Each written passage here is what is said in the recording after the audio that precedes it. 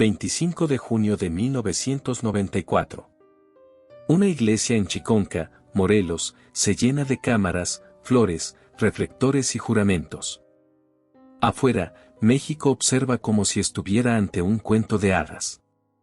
Adentro, Eduardo Capetillo y Bibi Gaitán. Dos rostros perfectos de la televisión unen sus vidas frente a millones de personas que creen estar viendo el nacimiento de la pareja más hermosa del espectáculo mexicano.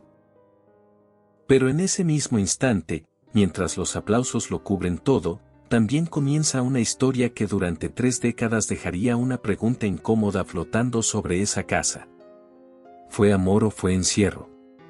Bibi Gaitán no era una mujer ordinaria. Venía de Timbiriche, de Baila Conmigo, de Dos Mujeres, Un Camino, de escenarios donde se movía como si cada parte de su cuerpo obedeciera a la música. Tenía voz, belleza, disciplina, presencia, tenía futuro. Y de pronto, tras aquella boda televisada, su brillo comenzó a extinguirse en silencio. No por falta de talento, no por falta de público, no porque México la hubiera abandonado, sino porque, según distintas versiones, dentro de ese matrimonio existían reglas extrañas, límites invisibles, conversaciones medidas, movimientos vigilados y una palabra disfrazada de protección que podía sonar demasiado parecida al control. Hoy vas a descubrir 4 heridas que transforman la manera de mirar esa historia. Primero, las reglas que habrían marcado la convivencia de la familia Capetillo Gaitán, incluyendo aquella prohibición de hablar demasiado tiempo con extraños. Segundo, la desaparición artística de Bibi durante años, mientras el rancho familiar se convertía en una jaula hermosa, enorme y silenciosa. Tercero, la noche de la Academia en 2011, cuando un escándalo en vivo terminó con despidos, humillación pública y una imagen familiar rota frente a todo México.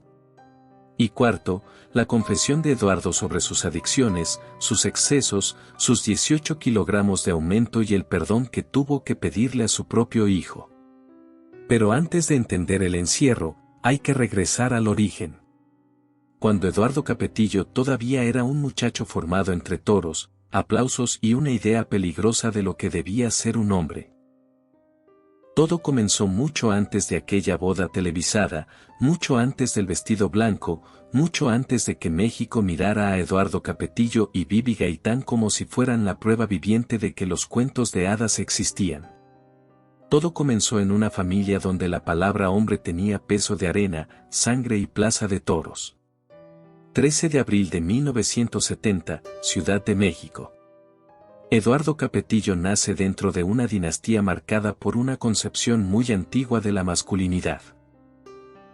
Su padre, Manuel Capetillo, no era solo un apellido reconocido, era una figura de la tauromaquia mexicana, un hombre forjado en ese mundo donde el valor se mide frente a un animal de 500 kilogramos. Donde el miedo se oculta bajo el traje de luces, donde el aplauso llega solo si el hombre domina, manda, resiste y vence. Piensa en eso un momento. Un niño creciendo con esa sombra encima, la sombra del padre torero. La sombra de los hermanos ligados al ruedo y al espectáculo, la sombra de una familia donde el hombre no debía temblar, no debía perder el centro, no debía tolerar que alguien más brillara demasiado cerca. En ese universo, la plaza no era solo una plaza, era una escuela emocional. El toro enfrente, el público mirando, la honra en juego, la derrota prohibida. Y luego llegó Televisa, llegaron los salones de ensayo, las clases con Marta Zabaleta, el jazz, las primeras cámaras, los pasillos donde los jóvenes aprendían a sonreír aunque estuvieran agotados. En 1983, Eduardo apareció en Martín Garatuza. Todavía era muy joven, pero ya comenzaba a entender algo que la televisión enseña rápido. Si la cámara te ama, el país te perdona casi todo. Después vino Vaselina, vino la disciplina del escenario, vino esa fábrica de ídolos que convertía a adolescentes en mercancía emocional para millones. Y en 1986 llegó el golpe que cambió su vida. Eduardo Capetillo entró a Timbiriche para ocupar el lugar de Danny Ibarra. Tenía apenas 16 años y de pronto estaba dentro de uno de los grupos más poderosos de México. Gritos, giras, portadas, chicas esperando afuera de los hoteles, cámaras siguiéndolo como si cada gesto suyo valiera oro. El galán empezaba a nacer.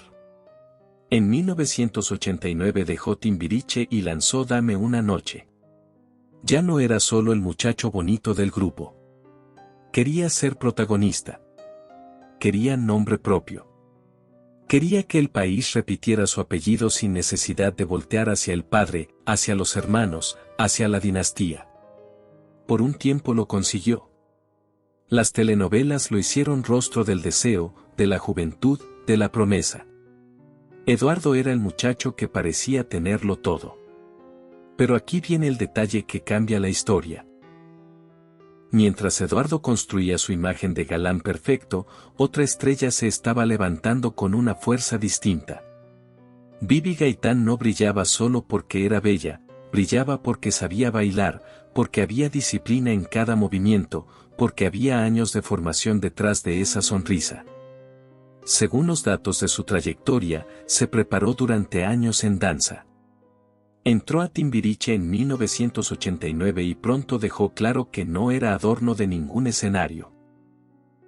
En 1992, Mucha mujer para ti no fue solo una canción, fue una declaración.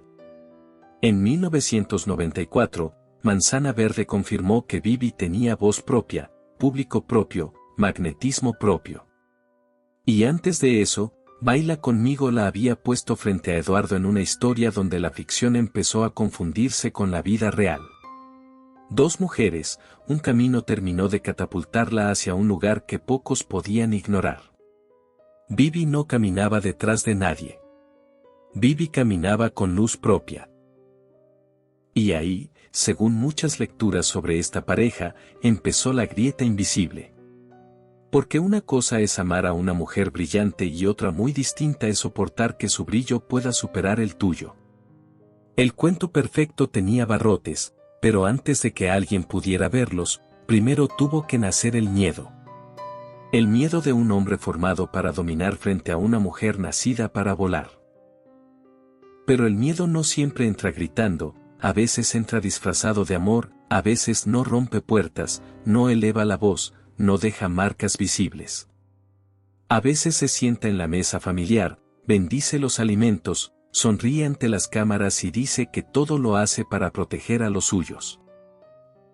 Eso fue lo más perturbador de la historia Capetillo Gaitán, que durante años México vio una postal perfecta, un matrimonio hermoso, hijos bellos, una casa enorme, un apellido respetado. Una pareja que parecía sobrevivir a todo en un medio donde casi nadie sobrevive a nada. Pero detrás de esa imagen empezaron a circular versiones que hablaban de otra cosa, reglas, límites, silencios, una forma de control tan sutil que podía confundirse con disciplina familiar. Guarda esta frase. El cuento perfecto tenía barrotes. Según distintos reportes de la prensa de espectáculos, una de las reglas más comentadas dentro de la familia era la de no hablar con desconocidos por más de 10 minutos. 10 minutos, no media hora, no una comida, no una conversación libre en un evento. 10 minutos. Después de eso, la cercanía comenzaba a parecer sospechosa. La confianza se volvía peligro. La vida social dejaba de ser espontánea y se transformaba en una frontera vigilada. Piensa en eso un momento. Bibi Gaitán venía de un mundo donde todo dependía de hablar, ensayar, negociar, convivir, mirar a otros artistas a los ojos, crear química con compañeros de escena, construir confianza con directores, productores, músicos, coreógrafos. Una actriz no puede vivir aislada, una cantante no puede crecer encerrada. Una bailarina necesita escenario, contacto, aire, movimiento.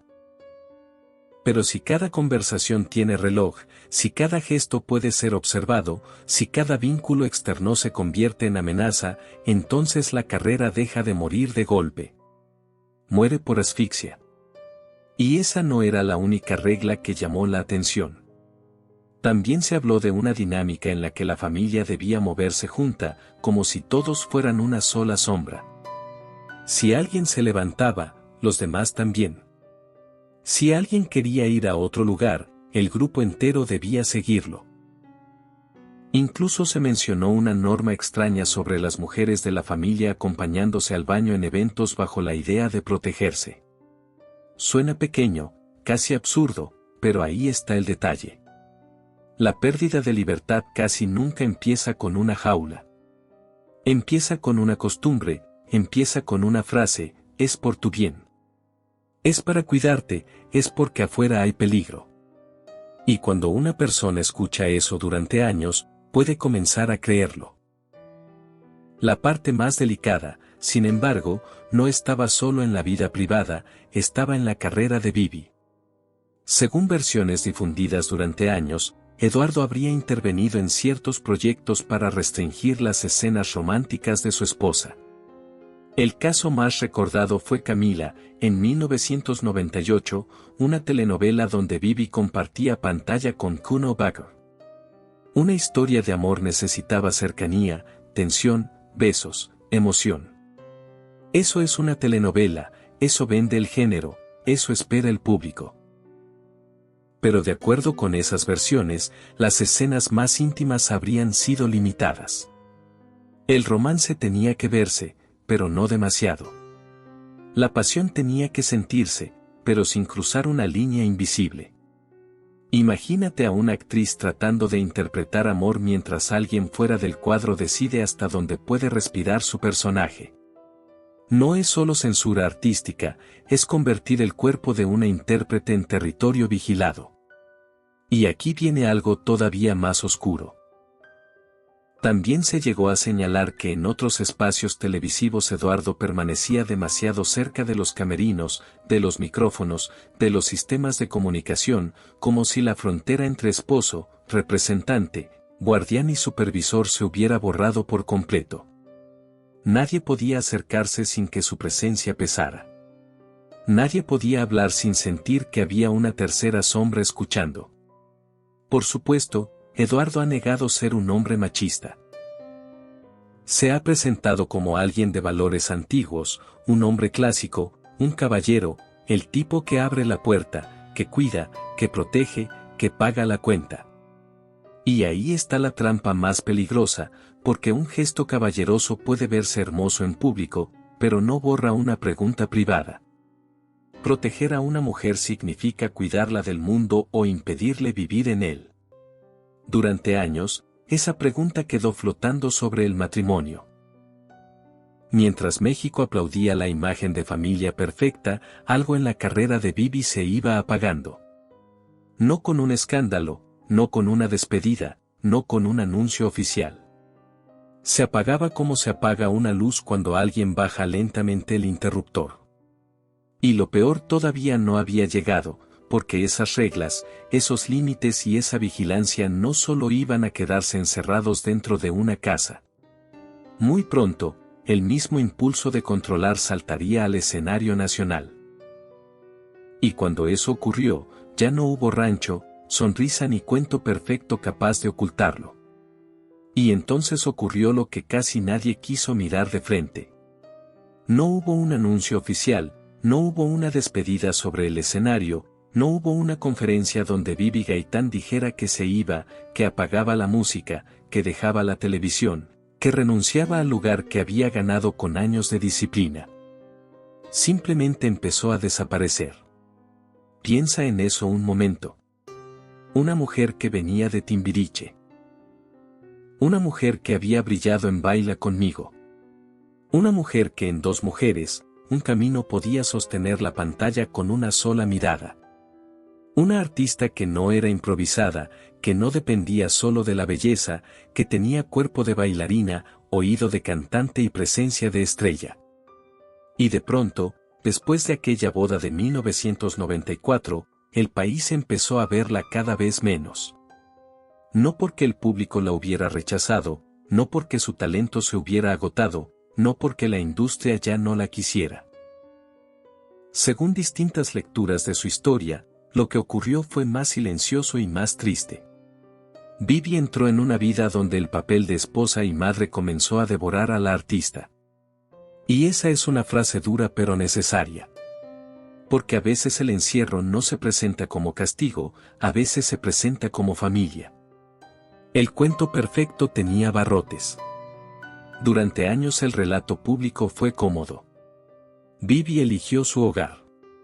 Vivi prefirió a sus hijos. Vivi cambió los reflectores por la tranquilidad. Y claro, una mujer tiene derecho a decidir eso. Tiene derecho a retirarse, a criar, a descansar, a vivir lejos de las cámaras. El problema es cuando la pregunta queda flotando. ¿Fue una decisión libre o una decisión empujada por un sistema de reglas, celos, vigilancia y control disfrazado de protección? Guarda esa pregunta porque duele. Después de la boda, Vivi pasó casi 9 años alejada de la televisión en una etapa donde todavía tenía fuerza para seguir siendo protagonista. 9 años, no semanas, no 9 meses. 9 años en los que el público la recordaba con nostalgia mientras su imagen quedaba congelada en el pasado como una fotografía guardada en una casa demasiado grande. Y esa casa tenía nombre, Rancho Capetillo, o Coyoacac, Estado de México. Un lugar rodeado de verde, de caminos privados, de árboles y silencio. Un rancho inmenso con habitaciones de lujo, lago natural, caballerizas, capilla, plaza de toros y una galería dedicada a la tradición taurina. Todo parecía hermoso, todo parecía de revista, todo parecía el sueño de una familia poderosa que había logrado construir su propio mundo lejos del ruido. Pero ahí está la trampa. Un lugar puede ser hermoso y aún así funcionar como una jaula.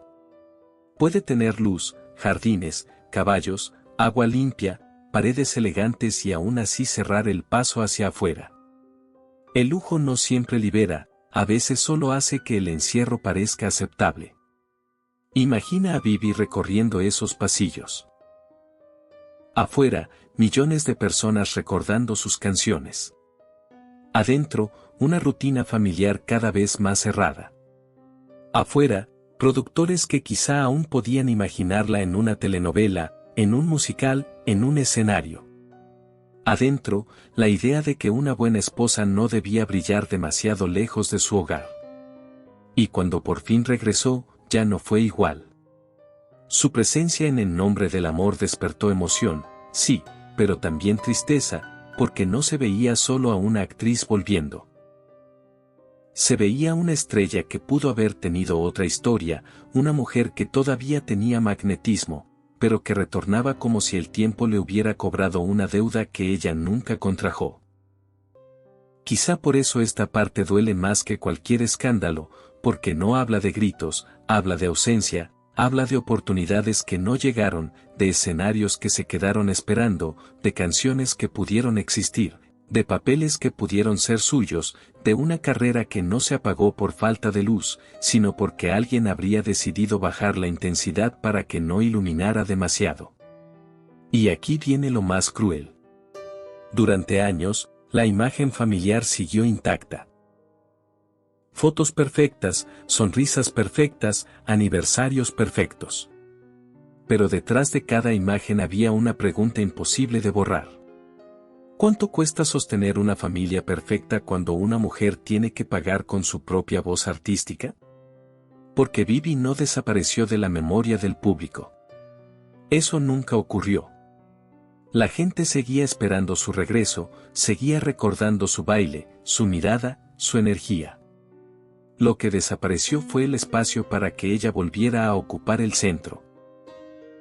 Y cuando una estrella deja de cantar, no porque quiera, sino porque la vida que le construyeron alrededor le va cerrando las puertas una por una, entonces el silencio también se convierte en evidencia.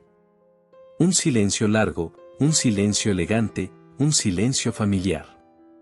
Pero todo encierro tiene una grieta y la grieta de esta historia no apareció dentro del rancho, apareció frente a las cámaras. En un escenario nacional, cuando el control que durante años había vivido en privado salió a la luz en vivo, con un micrófono encendido y millones de testigos mirando. El golpe llegó cuando menos podían permitirse otro tropiezo. Finales de 2011. Después de años de silencios, rumores, regresos a medias y una imagen familiar que todavía intentaba sostenerse como si nada hubiera pasado, Eduardo Capetillo y Bibi Gaitán recibieron una oportunidad que parecía caída del cielo. TV Azteca les abrió las puertas de la Academia, uno de los escenarios más vigilados, comentados y rentables de la televisión mexicana. Él entraba como director ejecutivo, ella como conductora. Era en apariencia el regreso perfecto.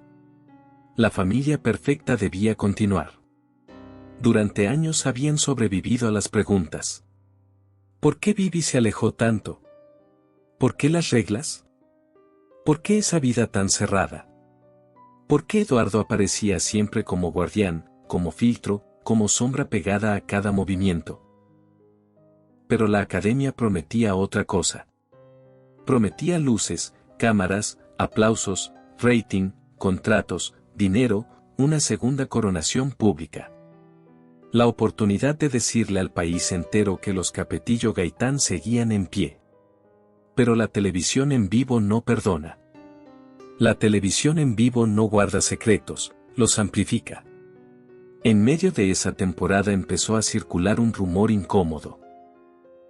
Se dijo que Eduardo habría mostrado una cercanía especial con una joven concursante cubana llamada Jamilet, también identificada en algunas versiones como Yanni Lan.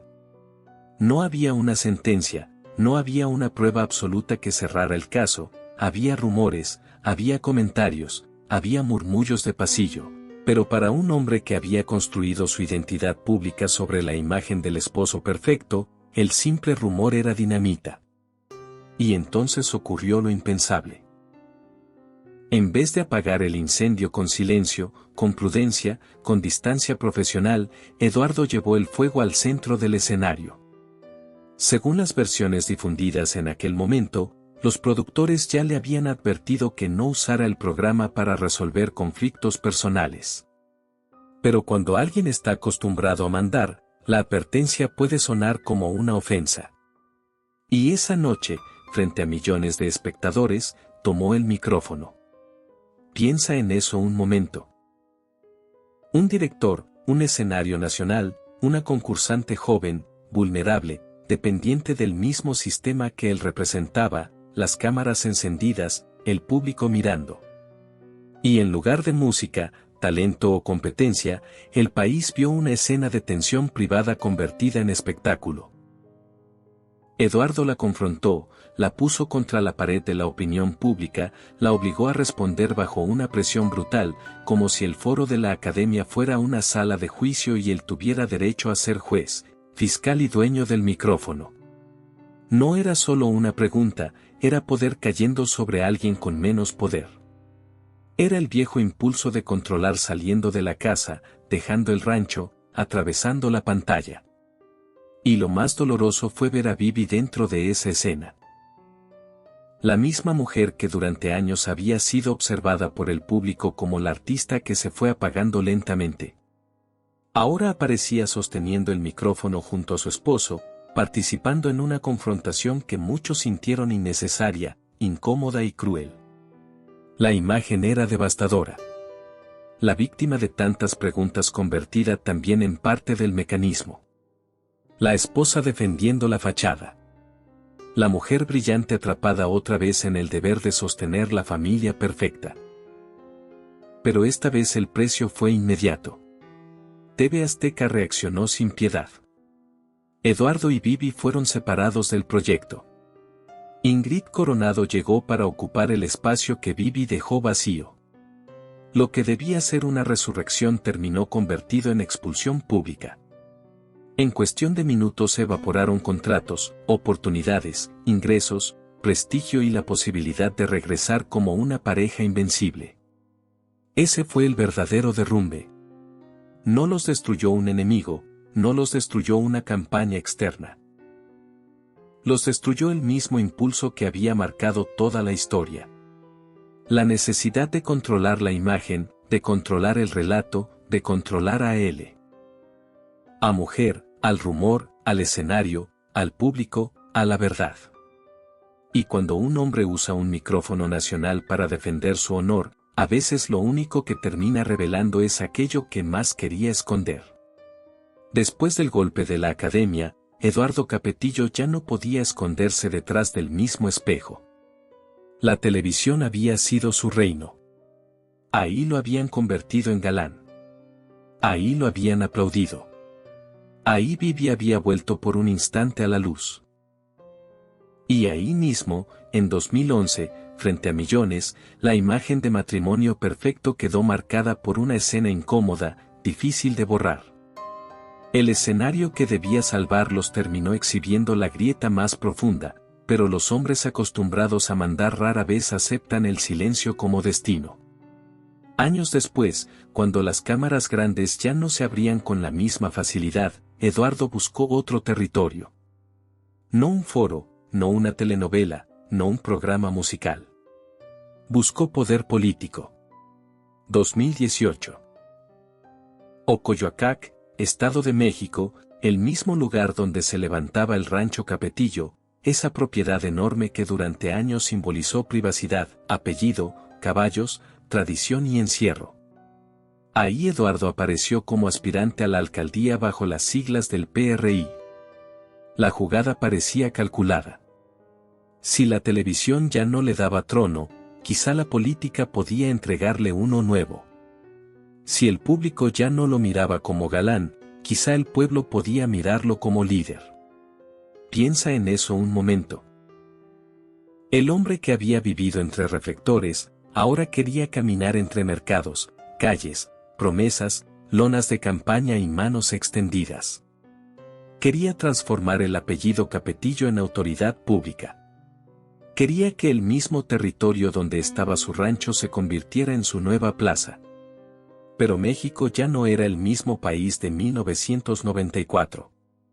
La gente ya no veía a los famosos con la ingenuidad de antes. El público ya no aceptaba cualquier sonrisa como garantía de nobleza. Y aquella aventura política se apagó rápido, sin gloria, sin épica, sin el regreso triunfal que quizá él imaginaba. La puerta de la política no se abrió como él esperaba. El cuento perfecto tenía barrotes, pero ahora también tenía grietas. Entonces vino otro intento, más íntimo, más arriesgado, porque cuando una familia abre su casa para que las cámaras entren, cree que puede controlar lo que el público verá. Cree que puede editar las tensiones, ordenar las sonrisas, limpiar el pasado, acomodar la mesa y decir, miren, aquí todo está bien.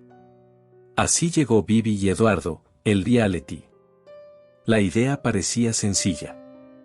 Mostrar la vida familiar, mostrar amor, mostrar hijos, rancho, convivencia, tradición, convertir el hogar en espectáculo para recuperar ternura. Pero los realities tienen una crueldad especial. Prometen control, pero a veces capturan lo que nadie quería mostrar. Un gesto seco, una mirada cansada, una tensión que dura 2 segundos y dice más que una entrevista completa. Y eso comenzó a ocurrir. El público vio momentos de incomodidad, roces familiares, discusiones, una forma de convivencia que no siempre sonaba a cuento de hadas. Las redes hicieron lo que hacen. Las redes cortaron fragmentos, los repitieron, los juzgaron, los convirtieron en prueba emocional. De pronto, la casa que antes parecía blindada estaba abierta. La jaula dorada ya no era rumor, era imagen en pantalla. Eduardo intentó defenderse, negó ser machista. Se presentó como un hombre de otra época, alguien formado con valores antiguos, un caballero que abre puertas, que paga cuentas, que protege a las mujeres de su familia. Pero hay una pregunta que ninguna entrevista pudo borrar. ¿Desde cuándo abrir una puerta significa permitir que una mujer sea libre? Porque pagar una cena no compensa a pagar una carrera. Decir protección no borra el silencio. Presumir tradición no explica por qué una artista como Bibi desapareció justo cuando podía haber conquistado más escenarios. Y entonces el símbolo final comenzó a cambiar de forma. El rancho Capetillo, aquel lugar enorme en Ocoyoacac con lago, caballos, capilla, habitaciones y plaza de toros, dejó de ser solo fortaleza familiar. Con el tiempo empezó a mostrarse como espacio rentable para eventos, bodas y celebraciones. Lo que antes parecía intocable abrió sus puertas a extraños. Guarda esta imagen. La misma propiedad que durante años simbolizó aislamiento terminó convertida en escenario para desconocidos. La jaula dorada al final tuvo que vender su propio brillo. Y cuando una fortaleza se renta, cuando una imagen se defiende demasiado, cuando un hombre insiste en controlar el relato pero el relato se le escapa, queda claro que la caída no terminó en la academia, apenas estaba comenzando. Y después de perder la televisión, después de perder la política, después de abrir la casa que antes parecía intocable, llegó la caída más difícil de ocultar. No la que aparece en una portada, no la que se mide con contratos rotos, no la que se comenta en un programa de espectáculos durante 3 días y luego se olvida. Esta fue más lenta, más íntima, más humillante. La caída de un hombre obligado a mirarse al espejo sin el disfraz del galán. Durante años, Eduardo Capetillo había vendido una imagen casi impecable. El esposo protector, el padre de familia, el heredero de una dinastía, el hombre que abría puertas, que hablaba de valores, que presumía tradición, que decía cuidar a los suyos. Pero cuando la imagen se rompe, lo primero que aparece no siempre es la verdad. A veces aparece el vacío. Y en ese vacío, según sus propias confesiones públicas, Eduardo encontró algo que ya no podía controlar, las adicciones. Guarda esta palabra, porque en una historia marcada por el control, esa palabra funciona como una sentencia. El hombre que según tantas versiones quiso controlar conversaciones, escenas, movimientos, contratos, cámaras y hasta el relato familiar, terminó confesando que no podía controlarse a sí mismo. Piensa en eso un momento. El mismo apellido que caminaba entre caballos, plazas de toros y mansiones. El mismo rostro que durante los años 80 y 90 llenaba carpetas escolares, revistas juveniles y pantallas de telenovela. El mismo hombre que parecía haberlo tenido todo empezó a hablar de una fragilidad que no cabía en la foto familiar. Según lo que él mismo relató, no se trataba solo de una caída sencilla ni de un exceso aislado. Habló de una dependencia emocional a pequeñas descargas de placer, a esos chispazos mínimos de dopamina que pueden venir de muchas formas. Pastillas, alcohol, azúcar, aplausos, miradas, redes sociales, la necesidad de sentirse visto, la urgencia de escuchar que todavía era atractivo, que todavía importaba, que el galán seguía ahí debajo del cansancio. Y ahí la historia se vuelve cruel, porque el público puede perdonar arrugas, puede perdonar kilos, puede perdonar el paso del tiempo. Lo que cuesta perdonar es descubrir que detrás del hombre que exigía orden había un caos profundo. Detrás del padre firme, un ser quebrado. Detrás del esposo protector, alguien que también necesitaba protección contra sus propios demonios. El cuerpo empezó a contar lo que la boca tardó años en decir. Eduardo habló de un aumento de 18 kilogramos, de una etapa en la que su físico dejó de corresponder con el recuerdo del galán perfecto. Y en una industria que idolatra la belleza, subir de peso no es solo cambiar de talla, es ver cómo el personaje que te dio poder empieza a morirse frente a tus ojos. El cuento perfecto tenía barrotes, pero algunos estaban por dentro. Y entonces llegó uno de los momentos más duros. Eduardo tuvo que pedirle perdón a su hijo Eduardo Capetillo Jr. No por una escena de telenovela, no por un guión escrito por otros, sino por la ausencia emocional, por los daños que dejan los excesos cuando entran a una casa y cambian el clima de todos, por lo que un padre no ve mientras está peleando contra sí mismo. Ahí se cerró el círculo. 3 décadas intentando sostener autoridad y al final el hombre fuerte tuvo que admitir debilidad frente a su propia sangre. El patriarca tuvo que bajar la cabeza. El galán tuvo que hablar como un hombre roto. Porque controlar una familia no cura una herida interna. Encerrar a una mujer no calma la inseguridad. Defender una imagen no salva un alma. Y cuando la máscara cae, lo que queda no es poder. Lo que queda es un hombre pidiendo perdón demasiado tarde. Y después de la caída, después del escándalo, después de las confesiones, queda una imagen que no se borra. Bibi Gaitán de pie sobre un escenario, no como recuerdo, no como esposa de nadie, no como la mujer silenciosa del rancho, de pie, iluminada, respirando otra vez el aire que durante años pareció prohibido para ella. Porque hay historias donde la redención no llega con una disculpa perfecta, ni con una entrevista entre lágrimas, ni con una fotografía familiar en la playa.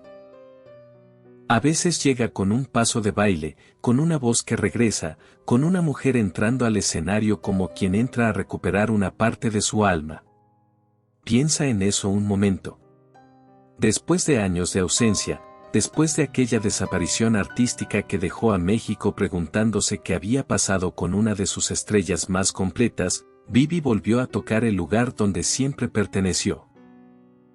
Lo hizo en Chicago encarnando a Bow Wow con esa mezcla de fuerza, elegancia y filo que solo tienen las artistas que sobrevivieron al silencio.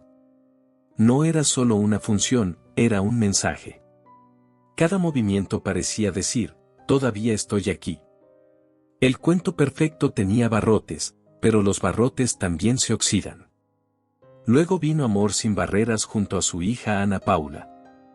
Y ahí la imagen fue todavía más poderosa. Madre e hija compartiendo escenario. Dos generaciones bajo la misma luz, una mujer que había sido contenida durante años y una hija que caminaba frente al público sin pedir permiso al pasado. Eso no era solo teatro, era una grieta abierta en la vieja jaula dorada. Después apareció Dos locas de remate junto a Dalila Polanco. Otra vez Bibi frente al público. Otra vez la risa, otra vez el oficio. Otra vez esa presencia que el país no había olvidado, aunque durante mucho tiempo pareciera guardada en una habitación cerrada del rancho Capetillo. Y mientras ella recuperaba fragmentos de su vida artística, los hijos también empezaron a trazar caminos propios. Alejandra Capetillo construyó una vida independiente en Madrid, lejos del centro de esa narrativa familiar que durante años giró alrededor del apellido paterno. Eduardo Capetillo Jr. buscó su voz dentro de la música regional mexicana, intentando avanzar sin convertirse solo en una extensión del padre. Guarda esta imagen. Una familia que durante años pareció moverse en bloque comienza poco a poco a separarse en destinos individuales. Y eso también es libertad. Hoy, más de 30 años después de aquella boda transmitida como cuento de hadas, la historia ya no puede contarse solo con flores, vestidos y sonrisas. Hay que contarla con números. 9 años de ausencia artística, reglas extrañas que se vendieron como protección. Un rancho convertido en símbolo de encierro, un escándalo en vivo que rompió la fachada. 18 kilogramos que hablaron de una crisis interna, un perdón pedido demasiado tarde y una mujer que pese a todo volvió a ponerse frente a las luces. Quizás esa es la parte más difícil de aceptar, que el daño no siempre destruye por completo. A veces deja a la persona viva, de pie, sonriendo, trabajando, criando, bailando, pero con una parte de su historia arrancada para siempre. Eduardo quiso presentarse como protector, como caballero, como hombre de familia. Pero proteger no es reducir, amar no es vigilar, cuidar no es apagar. La verdadera fuerza de un hombre no está en cerrar puertas para que una mujer no se vaya. Está en abrirlas y soportar verla brillar incluso cuando su luz es más grande que la propia. Porque ningún apellido, ningún rancho, ninguna tradición y ninguna imagen de familia perfecta pueden justificar el silencio de una mujer nacida para el escenario. Si esta historia te hizo reflexionar, suscríbete al canal Detrás de la Fama, activa la campanita y comparte este video con alguien que necesita escuchar esta historia. Aquí contamos lo que las cámaras no muestran y lo que el tiempo no borra. Al final, la jaula dorada no ganó del todo. Bibi volvió a bailar. Y cuando una mujer vuelve a bailar después de años de encierro, cada paso suena como una sentencia contra todos los que confundieron amor con dominio. No.